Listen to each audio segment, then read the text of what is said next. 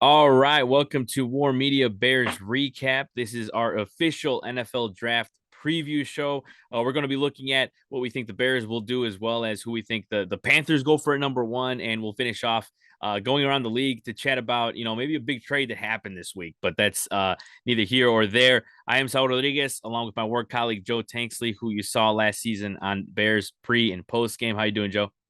I'm doing pretty good, man. How about you? I'm doing well. I'm doing well. It's here, man. The finally the day that we've been talking about since the Texans had that comeback late in the Thank you, game. Lovey. Yeah, yeah, man. We've been talking about it since that day, and it is finally here. Draft day. It is it's a big day, but I want to start with the Bears first and foremost, of course, and kind of get like, what are your overall thoughts, kind of leading up to this day now? Like, you've had plenty of time to think, like, some of the scenarios the Bears might do, but just what are your overall thoughts? What do you expect? Do you expect a positive, or just or maybe, hey, you never know. Some people might be worried out there for certain picks. Maybe they don't want to trade down. But what are your like overall thoughts heading into draft day? I do think that the Bears are in a unique position with the number nine pick because there's so many different ways that it can go, but yet they still have so many different needs to fulfill as a team. They're not going to be able to do it with just one pick. Um, I know that a lot of people, a lot of fans are set on, on the trenches, getting a defensive tackle or, an offensive lineman, but it may not shake out that way. I kind of feel like this is me personally.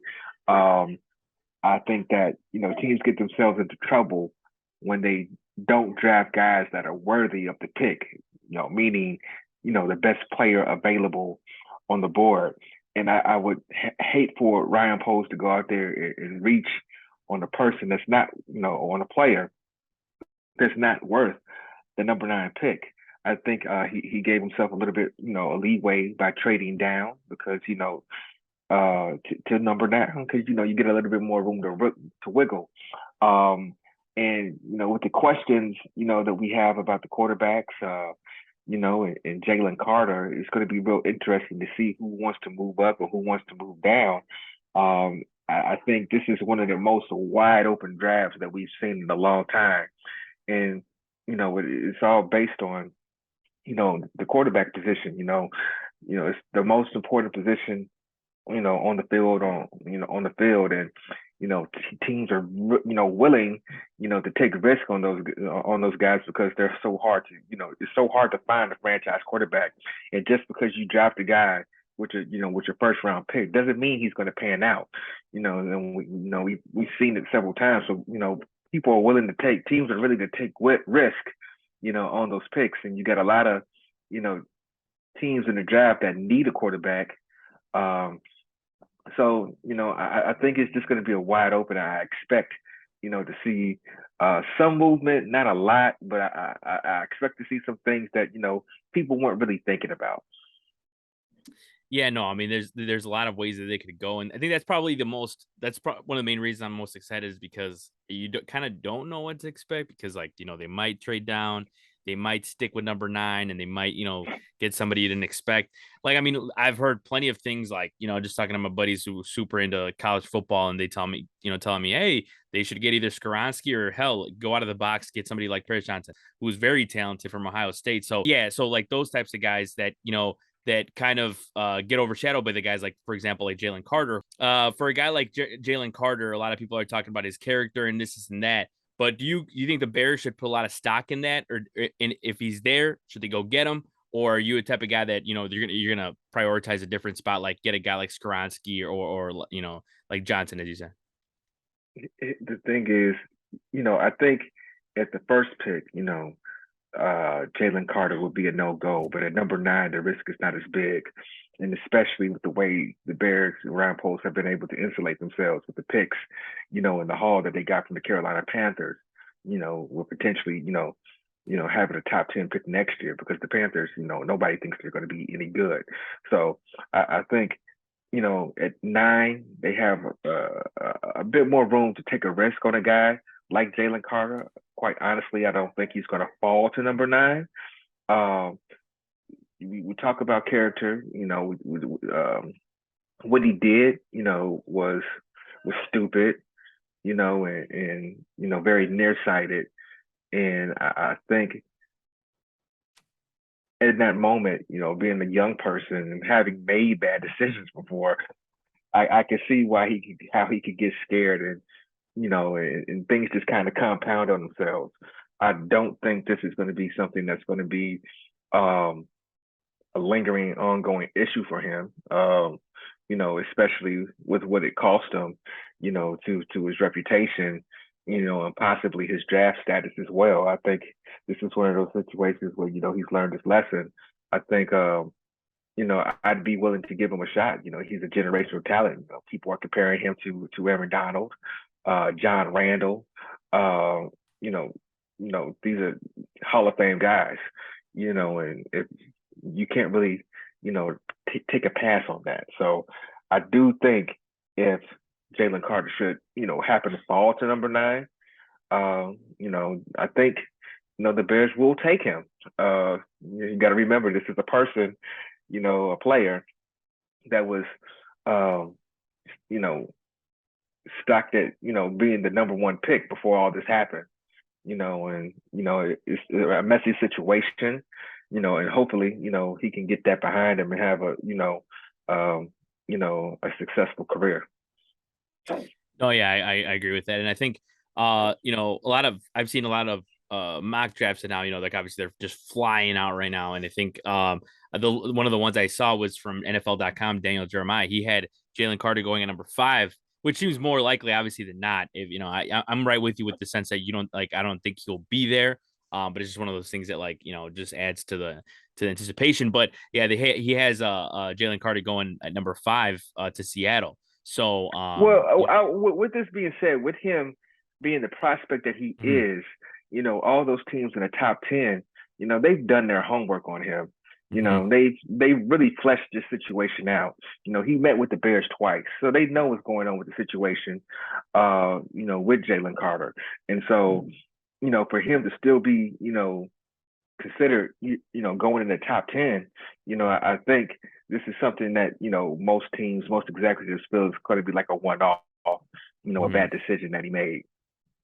Yeah. Also, I think it's kind of funny when you think about it because in the sense of the comments that people are saying, right? Because a lot of the things, it's like leak source this, a leak source says that, a leak source said, they're not going to draft him because this and that. But obviously, a lot of people, and it's pretty obvious to like NFL heads, but to the casual fan, it might not be. They're saying this so that a lot of these guys are saying this so he could drop. You know what I mean? Mm-hmm. So like Right. it could be guys from certain organizations that are lower in the draft that are saying this so that he can get to where they're at. So I get the strategy there. But yeah, I don't yeah, ultimately push comes to shove, I don't think those types of talks or comments will push him down to anything lower than like 7 or 8. So yeah, we'll see on that. For your opinion now, who would you get, if you had, at number 9? Like who's the guy that besides like obviously we all we all wish a guy like Carter would fall there, but who's a guy that off the top of your head you're thinking this is the guy I would get if I was Bears GM come drafting? So here's the thing. I'm kind of forecasting a little bit, Mhm. and this has to, this is so messy to me because you definitely have those teams that will reach for a quarterback. I think uh, you know, the Panthers are for sure going to take a quarterback. Mhm. We don't know who, but the Mhm. consensus number 1 pick is going to be, a Bryce Young from Alabama. Then you got, the Houston Texans. Now, I'm hearing a lot of things that they might take Will Anderson or Tyree Wilson. Mhm. Um, is another team that, desperately needs a quarterback, but, they also got the 12th pick, later in the round. So, you know, they really have the ability to kind of screw everything up. If they take a quarterback, that kind of pushes all the other, positions down. I think, Arizona, I don't think they're going to take a quarterback. I think definitely they're going to, with a defensive minded, head coach, I think definitely they're going to try to get some reinforce their defensive front.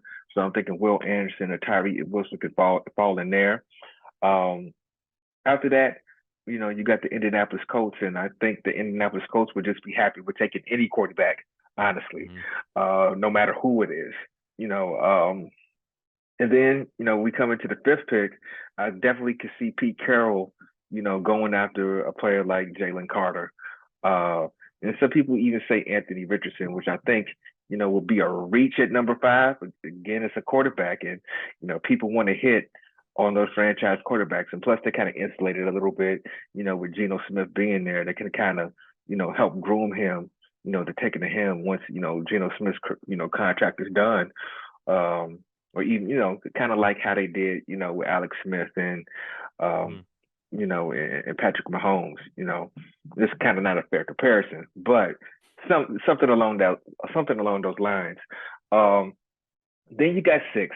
I don't think if Jalen Carter doesn't get taken by Seattle, I think he's definitely getting taken by Detroit. Um, I can also see Detroit taking the quarterback, Christian Gonzalez or Devin Witherspoon, both on the top, rated cornerbacks in in the draft so far. I kind of hope that I kind of hope that Jalen Carter falls to Detroit so Devin Witherspoon stays on the board. And the reason I say that is because if Devin Witherspoon is there at 9, I've been telling all my friends this, don't be surprised. If the Bears take Devin Witherspoon at number 9. And the reason I say that is because, he is going to be the best player at that position. He's a phenomenal talent, very fast, very physical. He's a stud. If you got a chance to get a blue chip stud, at number 9, you got to do it. And and everybody else that we talk about, when we talk about, Peter Skoronsky, Paris Johnson, who else? Broderick Jones, uh, any other tackle that you talk about. There's all these questions about them. If they were really solid like that, they'd go in the top 5. You know, so that's kind of how I feel about it. Want to, I don't want them to reach, just to fill a need. I don't want them to reach just to fill a need. I want them. That's the only way teams get better is, by having studs on the team, and you got to have studs. When you get a chance to draft a stud, draft a stud. I think Jalen Carter's a stud. I think Witherspoon's a stud. Uh, and I think, and for me, that's pretty much it. No, yeah, I Honestly. mean, yeah, no, I get you. I mean, look, and also, kind of to, you brought up Witherspoon. I think it's cool that that the Bears have also an opportunity to pick a couple guys from Illinois, the state of Illinois, right? With Skronsky from Northwestern and Witherspoon from Illinois.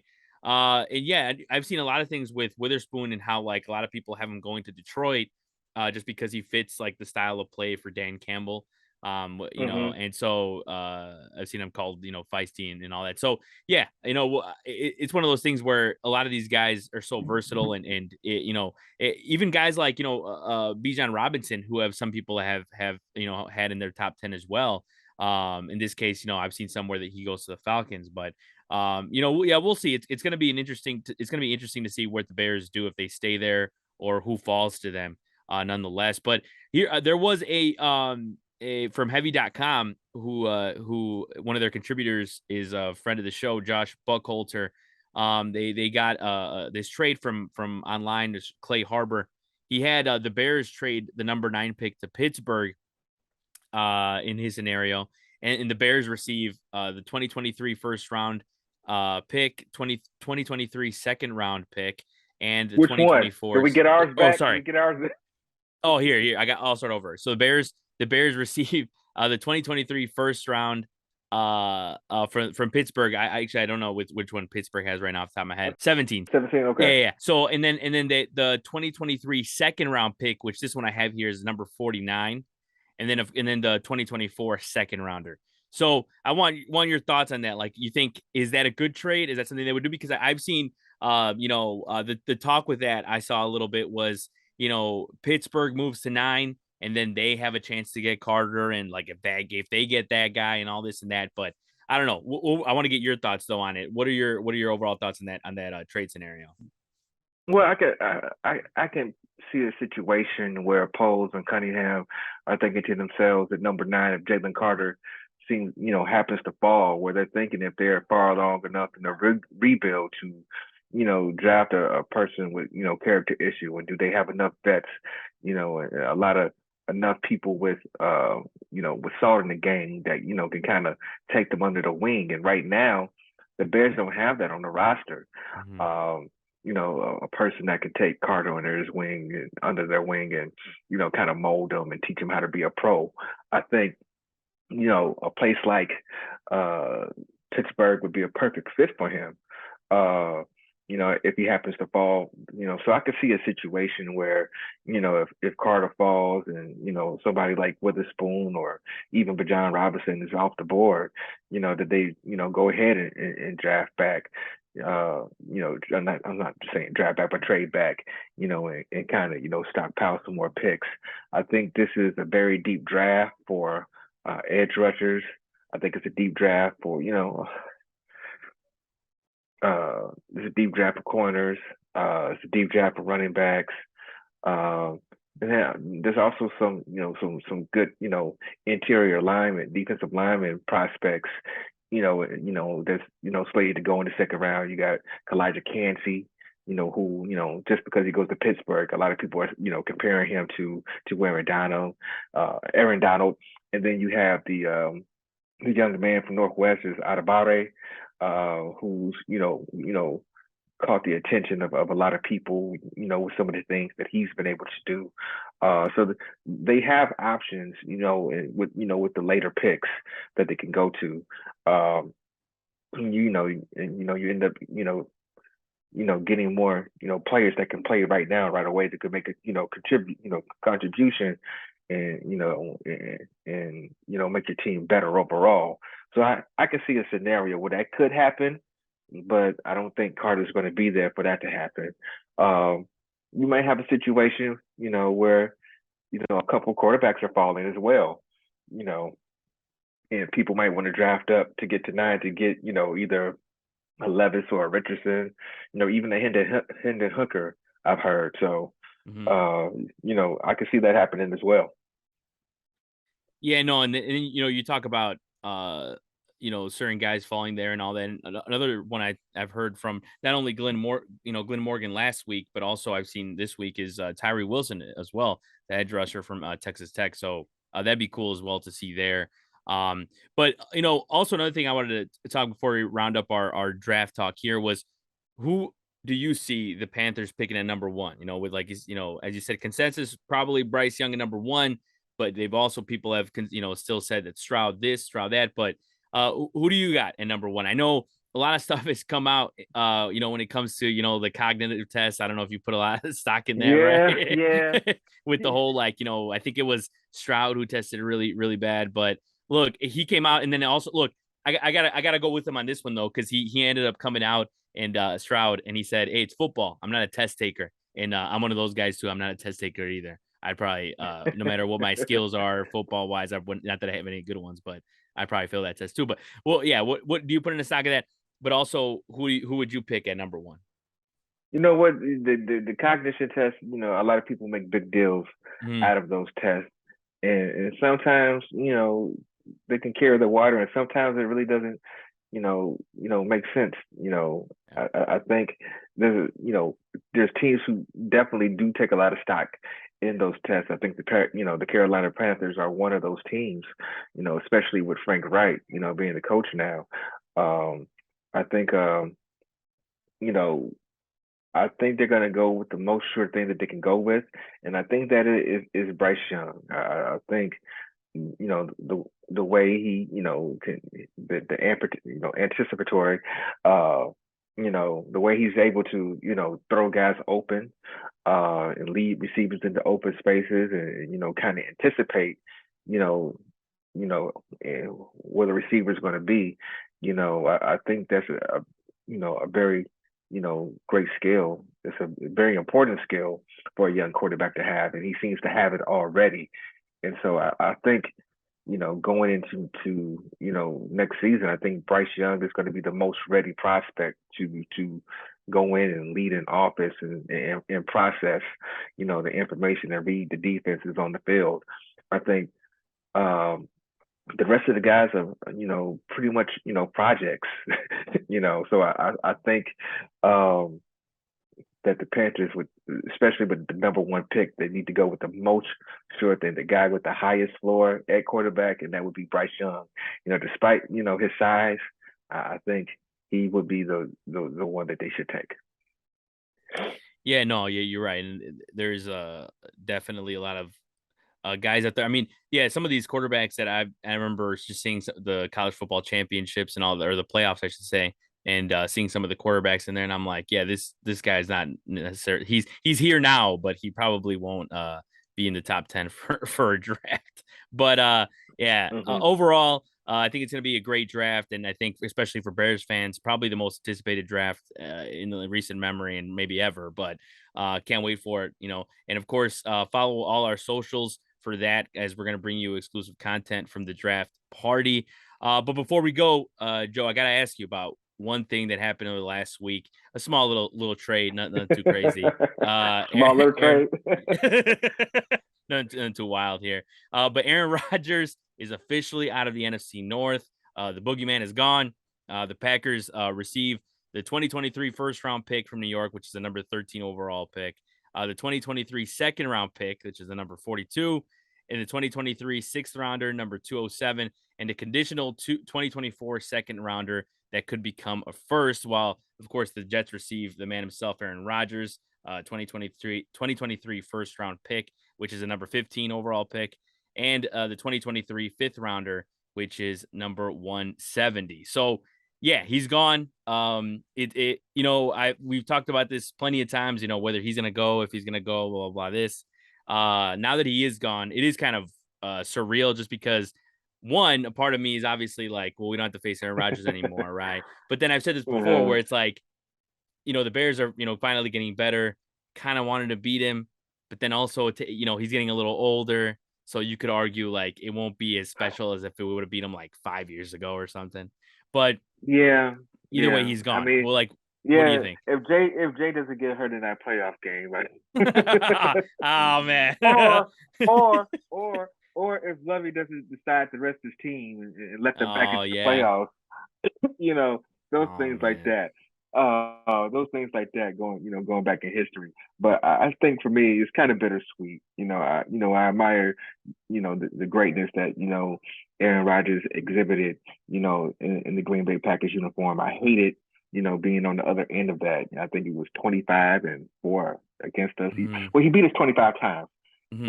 And it was a very one-sided rivalry. It wasn't very much of a rivalry at all. Hmm. Um, and so, good riddance. I'm like you. I kind of wish, that the Bears, on the upswing will be the ones to put the nail in the coffin, so to speak, on his career. But he's moving on, and the NFC North should be, a lot more unpredictable going forward. I think it's going to be wide open for the next couple of years, with Detroit moving on up, and you still got Minnesota trying to hold on, and then now with the Bears, you know, and kind of like in the beginning stages of their rebuild towards the middle of it, and now you have Green Bay kind of in the same boat. I think Jordan Love is an interesting prospect. I think they're going to give him every opportunity to prove that he's the guy. I think they have a interesting, not an interesting, but a exciting, you know, uh, thing coming up from being able to go to Brett Favre to Aaron Rodgers, and now a lot of people are questioning is Jordan Love going to be that good too? So I think it's going to be real interesting to kind of see how that plays out. I think the people in Green Bay have been spoiled, for a very long time with the with the blessings that they've had at quarterback, um, and now they kind of may have a chance to see what the rest of the league is going through, because those guys are very hard to find, and so it'll be interesting to see how they deal with it, if he's not good. But I hope Jordan Love is good. I think it would be more, the games would be a lot more entertaining if he is good, and if the rivalry could, I want the Bears to be able to beat good teams, and take ownership of the division. And I think, the more competitive teams that you have in your division, the better it makes your own team. So I'm kind of looking forward to it. That is true. You always want to beat you always want to beat good teams. It's kind of boring when you're just being down on like a horrible division or something like that. Like wins are cool, obviously, but it's always I better to beat mean, the better teams, right? the Patriots took it. Exactly. That's what I was thinking about. I Yeah, was I'm just like, like, the Patriots, beat up on the AFC East for a very long time. Those teams weren't very good, mm-hmm, and I don't know if we're gonna have that kind of situation with the NFC North, but mm-hmm. it does. The NFC North is shaping up, to be a very competitive division going forward in the future. Yeah, and I think another thing that I've was thinking about over the last week, now that the trade went through was, hey, we're not going to face Rodgers in divisional matchups anymore. But think about it: if the Bears put everything together in the next couple of years, Rodgers, is having success with the Jets, Super Bowl. You know what? I don't really think her. I don't think so. I don't really think Aaron Rodgers has that much in the tank. I think he's kind of playing with one foot in and one foot out. So Mhm. I don't. I think that's kind of wishful thinking. I just think it would be great to beat them and beat them in the Super Bowl. If we're gonna beat them at all, Right. it'd be nice to at least beat them in the Super Bowl, even if it's old man Rodgers. So Right. we'll see. But I think it's a good place to wrap things up for this edition of War Media Bears recap, our draft special, and of course, like I said, follow all our socials today to watch some exclusive content for the draft party.